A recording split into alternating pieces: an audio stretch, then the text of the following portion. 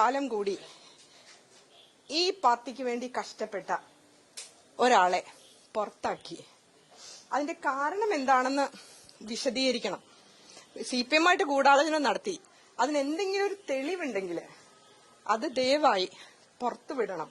പിന്നെ ശ്രീ കെ കരുണാകരന്റെ മകൾ പത്മജ വേണുഗോപാൽ അവരിന്നിപ്പോ പോസ്റ്റ് ഇട്ടിട്ടുണ്ട്. അവരെ അപമാനിതയായിട്ട് പുറത്താക്കി. അവരെ സംബന്ധിച്ചിടത്തോളം അവർക്ക് ശബ്ദം പുറത്തു വരാത്ത സ്ത്രീയാവണം. ഇന്ന് അവരുടെ പോസ്റ്റ് ചെയ്ത ഒരു സ്ത്രീയെയും സംസാരിക്കുവാൻ അനുവദിക്കില്ല.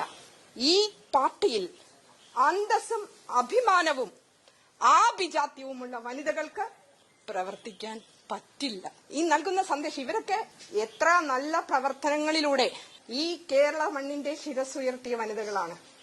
ഇവരൊക്കെ ഹൃദയവേദനയോടെയാണ് ഈ പാർട്ടി വിട്ടത്. പത്മജ വേണുഗോപാൽ എന്ത് തെറ്റാണ് ചെയ്തത്? അവരുടെ പിതാവിന്റെ കേരളത്തിലെ ഏറ്റവും കൂടുതൽ തവണ മുഖ്യമന്ത്രിയായിരുന്ന ശ്രീ കെ കരുണാകരന്റെ പ്രിയപുത്രി, അവരുടെ അച്ഛന്റെ രാജ്യസഭാ സീറ്റ് ന്യായമായിട്ടും കെ ആന്റണിക്ക് കൊടുത്തുപോയി. അദ്ദേഹവും കേരളത്തിന്റെ മുഖ്യമന്ത്രിയായിരുന്നു.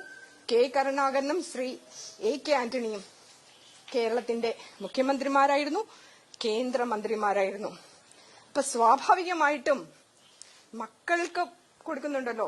ഇപ്പൊ ഹൈബീഡന്റെ പിതാവ് MP ആയതുകൊണ്ടാണല്ലോ ഹൈബീഡിനെ MP ആക്കിയത്.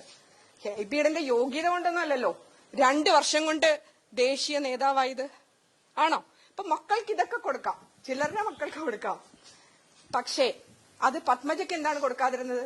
22 വർഷം പത്മജ ഈ പാർട്ടി പ്രവർത്തിച്ചതാ. KPCC എക്സിക്യൂട്ടീവ് മെമ്പർ ആയിരുന്നു 22 വർഷം മുമ്പ്. അവർക്ക് എന്താ കൊടുക്കാതിരുന്നത്? എന്താണ് അവരുടെ അയോഗ്യത? അവർ വനിതയല്ലേ?